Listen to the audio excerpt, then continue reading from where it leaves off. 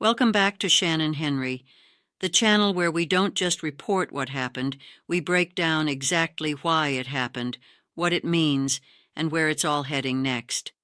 If you're new here, this is the place for deep, unfiltered geopolitical analysis. Stick around. You're going to want to hear every word of this one. Now, before I get into it, I want to ask you something, and I mean this genuinely. What would it take to completely paralyze a nation's naval power? Not weaken it, not damage it temporarily, completely erase it overnight. And what if the country doing it was so surgically precise, so calculated, so devastatingly disciplined that it didn't even disturb a single barrel of oil in the process? That is not a hypothetical. That is exactly what unfolded in the Persian Gulf on the night of March 14th. And by the time we reach the end of this, you will understand not just what happened, but why it was executed the way it was, and why the second half of this story is potentially even more dangerous than the strike itself. So let's start from the beginning. At 1:30 in the morning local time, while most of the world was asleep, the United States Air Force launched what military analysts are already describing as one of the heaviest and most concentrated bombardments in modern military history. The target was Kharg Island, referred to in strategic planning circles as the very heart of Iran's naval power.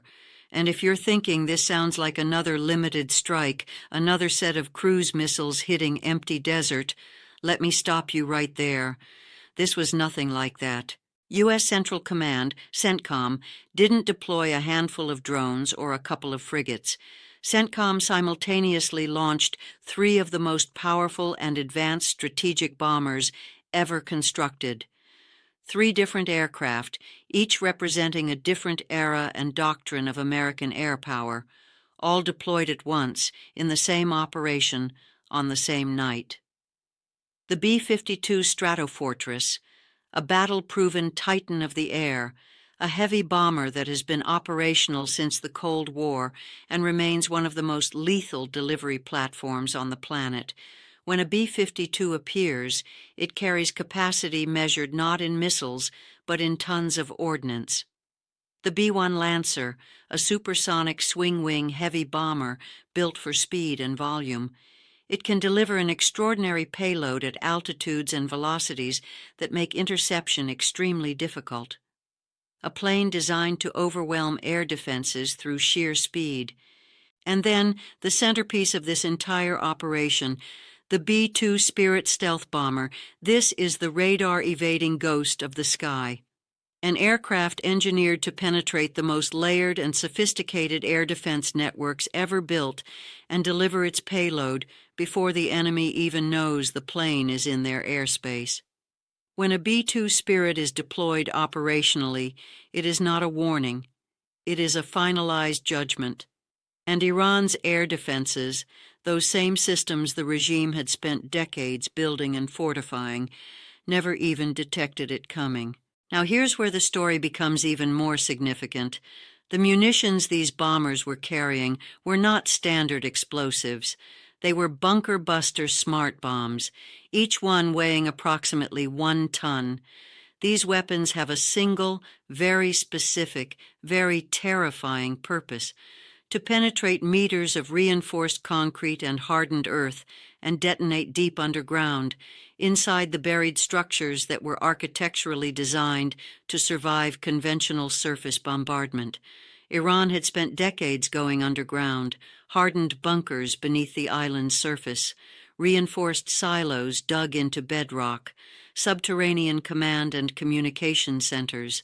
The entire strategy was built on one assumption, that no matter what came from the sky, the underground would hold. That assumption collapsed on March 14th. The operation lasted 2 hours. 2 hours. And hundreds of tons of precision munitions carved through Kharg Island with devastating efficiency. When it was over, according to CENTCOM's official reports and intelligence data confirmed from the field, a total of 90 distinct military targets on the island had been successfully destroyed. 90 targets. 2 hours. Now, 90 is a number, but let's talk about what those 90 targets actually were, because this is where you begin to understand the true magnitude of what happened that night. Those targets included Iran's anti-ship missile batteries, the weapons the IRGC had placed specifically to threaten and potentially destroy naval vessels moving through the Persian Gulf and the Strait of Hormuz. Gone. The cruise missile silos, deep underground launch facilities housing long-range precision cruise missiles capable of reaching targets hundreds of kilometers away. Gone. The sea mine depots, the stockpiles of naval mines that Iran has threatened for decades to scatter across the Strait of Hormuz, that narrow choke point through which roughly 20% of the world's entire daily oil supply passes, those mines never left storage because the storage no longer exists. Gone. And critically, every early warning radar, every command and control sensor, every electronic intelligence system, every communications hub that the Islamic Revolutionary Guard Corps had been building and reinforcing on that island for years. All of it. Gone. Think about what that means militarily. You haven't simply destroyed your adversary's weapons. You have blinded them, deafened them, severed their ability to see, hear, communicate, and coordinate. You have not just struck a base. You have switched off an entire operational nervous system. In a single night, the United States didn't just attack Kharg Island. It surgically removed Iran's eyes and ears in the Persian Gulf. For the people living and working on the island, 1:30 in the morning was the moment the sky fractured and the earth erupted from below. The shock waves from the underground detonations were so violent, they were felt not just across the island itself, but kilometers away, felt in port cities on the Iranian mainland, in Bushehr province, where people woke to tremors and a sky lit by fires they couldn't explain. One of the most revealing details in this entire story doesn't come from a military briefing or a government press release. It comes from an ordinary person, a relative of an oil worker stationed on the island, and I'm quoting directly, "My brother works at an oil facility on Kharg. As Trump said, the attacks targeted military areas. They struck the IRGC naval pier. The oil and passenger terminals were left untouched." Hold on to that, because that single sentence is the key to understanding something far more sophisticated than a bombing run.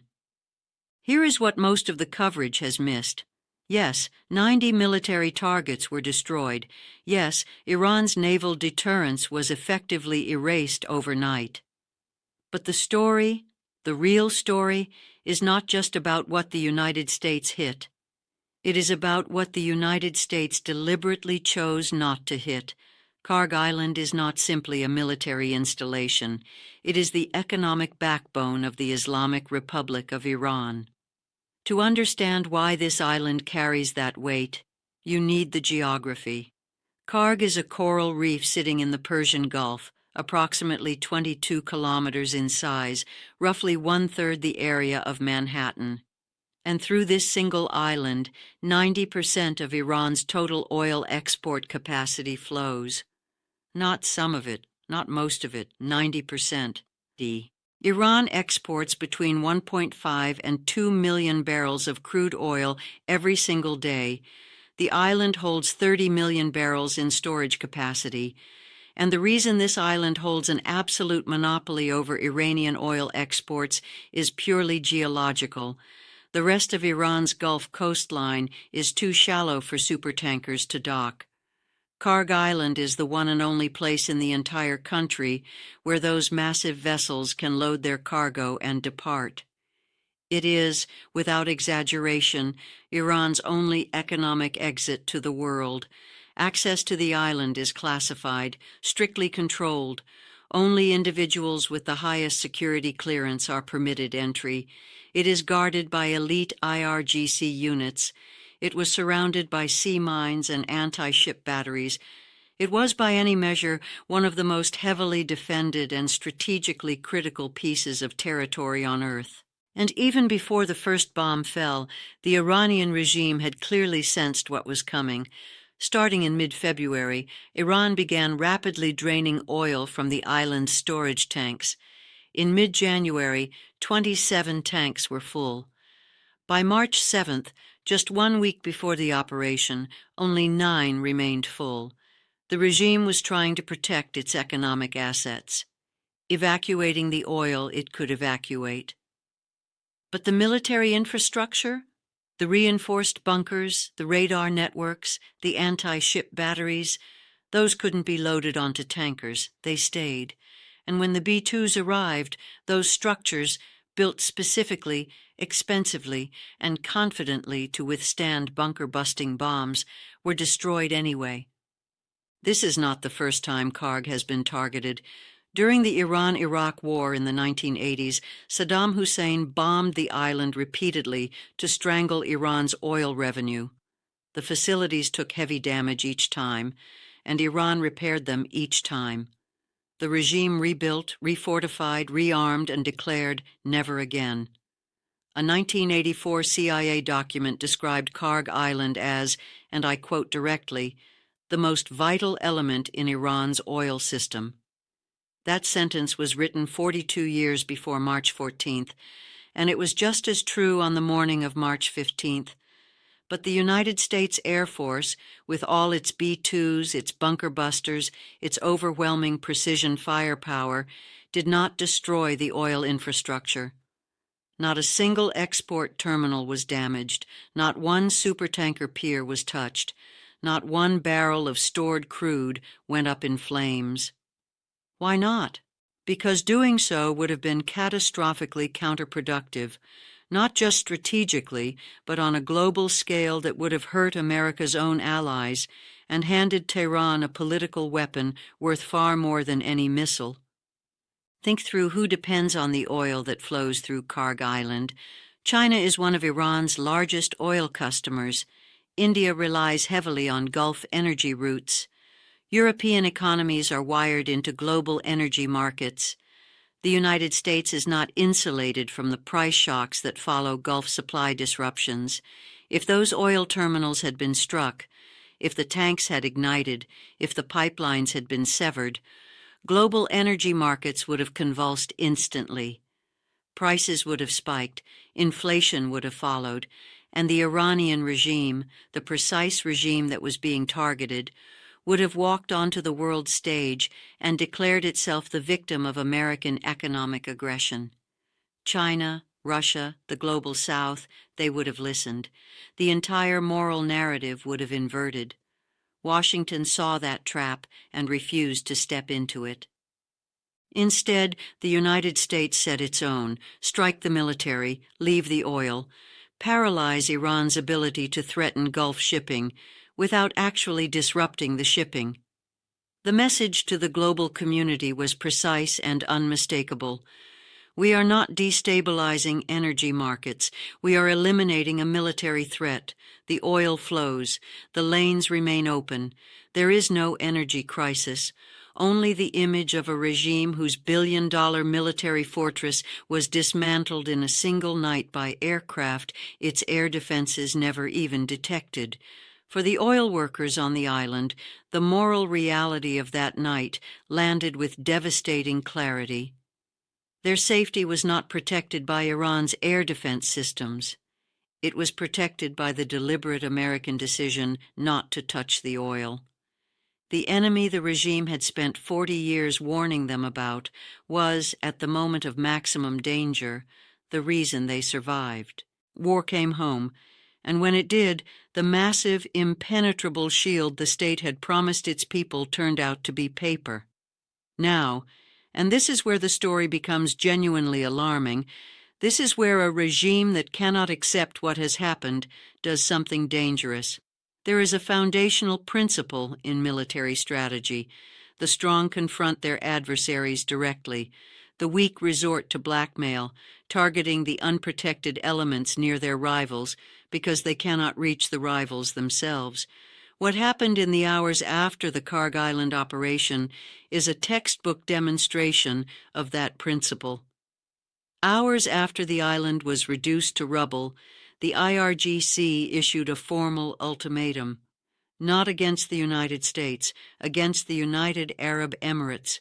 The Revolutionary Guards declared that targeting all locations where U.S. forces are present in UAE ports and cities is, in their own words, Iran's legal right. They issued a formal warning for UAE civilians to immediately evacuate ports, docks, and areas where American military personnel are stationed. They declared U.S. military bases in the UAE to be, and I quote, legitimate targets. Read that slowly. What Iran is actually saying is this: I cannot strike the aircraft that bombed me. I cannot reach the bombs that blinded me. I have no credible military answer to the force that humiliated me. So I will point my remaining missiles at the nearest, wealthiest, most economically interconnected civilian infrastructure within range, the United Arab Emirates. This is not a show of strength. This is a public admission of helplessness, translated into threatening language, and it is frightening not despite that weakness, but because of it. Question 1. Drop your answer in the comments. Here is the first question I want you to think about and answer below.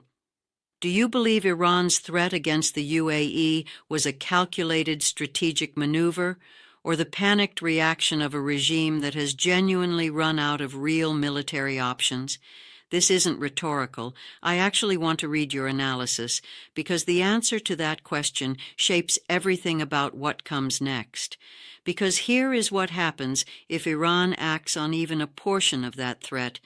And the consequences are not regional, they are global, and they cascade quickly. The moment a single Iranian missile strikes a UAE port or a commercial vessel in the Gulf, the first domino that falls is the global maritime insurance market. Shipping companies will reclassify Gulf lanes as active conflict zones. Premiums will not merely rise, they will become prohibitive, and when commercial shipping becomes too dangerous or too expensive, the math is simple. Freight rates double, timelines extend, supply chains fracture, and the person standing in a supermarket in Berlin or Mumbai or Seoul pays more for everything, overnight. The second consequence hits Iran directly. By threatening the UAE's ports and trade infrastructure, Iran is not punishing America. China's energy supply chain flows through Gulf waters and UAE terminals. India's major trade routes run through the same corridors. Iran would be holding Beijing and New Delhi economically hostage in the name of fighting Washington. Every neutral nation and every cautious ally that Tehran has carefully cultivated over decades would be forced to choose sides, and not in Iran's favor. The bear has been blinded in its own den. And now, blinded and enraged, it is swinging at everything around it, at friends and enemies without distinction, driven by panic rather than strategy. And that brings us to the largest picture here. For more than 4 decades, the Iranian regime has maintained a very specific narrative for its own citizens and for the world. That narrative says, "We are a fortress. Our military is layered, hardened, and resilient. Our underground facilities are unreachable. Our air defenses are formidable. America may be powerful, but we have depth. We have determination. We will not be broken." On the night of March 14th, that narrative was erased. Not because Iran lost a skirmish. Nations lose skirmishes. Not because facilities were damaged. Damaged facilities get rebuilt. But because the foundational myth of Iranian deterrence, the specific promise that Kharg Island was untouchable, that its underground fortifications were impenetrable, that its radar networks would provide warning, was publicly and viscerally disproved. The oil workers who felt the earth shake beneath them know the truth now. The families in Bushehr province who woke to tremors know it, and the Iranian people who have been told for decades that the state's military shield would protect them are now confronting a very different reality. That internal credibility collapse may ultimately be more destabilizing to the regime than the military losses themselves.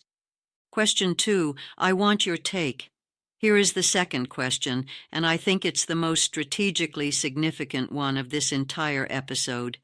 If Iran follows through and strikes UAE infrastructure, do you believe the Gulf states will formally align with the United States against Tehran, or will they try to absorb the pressure diplomatically and stay neutral? History is unfolding in real time right now. Leave your analysis in the comments. Don't hold back. The conversations in this community are genuinely some of the best I've seen anywhere online. Here is where we land. The Kharg Island operation was not a conventional airstrike. It was a precisely architected strategic dismantling of Iran's naval deterrence capability, of the regime's decades-built myth of invulnerability, and of Tehran's ability to credibly threaten Gulf oil traffic for any foreseeable future. The genius of the operation was not just in what it destroyed, it was in what it chose not to destroy. The oil flows, the global economy was not destabilized, and the regime was left exposed not as a martyr, but as a power that could not protect its own most heavily fortified military installations. But the second act of this story, Iran's panic ultimatum against the UAE, has set in motion a sequence that no one controls cleanly. If Tehran acts on those threats, it will not only trigger a military response, it will permanently fracture Iran's remaining diplomatic relationships, ignite the global maritime insurance market, and hold the trade infrastructure of its own supposed allies hostage. The front lines of this conflict are no longer just military bases in the Persian Gulf. They are freight rates in Rotterdam, fuel prices in Osaka, supply chain decisions in Shenzhen, and the quiet daily calculations of hundreds of millions of people who have no stake in this conflict but will feel every consequence of it. We are watching the final chapters of a long geopolitical era play out in real time. The question is no longer whether Iran's deterrent strategy has failed. It has. The question is whether what comes next leads toward containment or toward a single miscalculation that sets the entire Gulf on fire. I will be here covering every development as it happens. And if this kind of analysis is what you come here for, if Shannon Henry gives you the depth and clarity you're not finding elsewhere, then subscribing genuinely matters. It takes 2 seconds, and it is the single best way to make sure you never miss what comes next. Hit that subscribe button and turn on notifications. This community is what makes this work possible, and I don't take that lightly. Thank you for being here. Stay sharp, stay informed, and I will see you in the next one.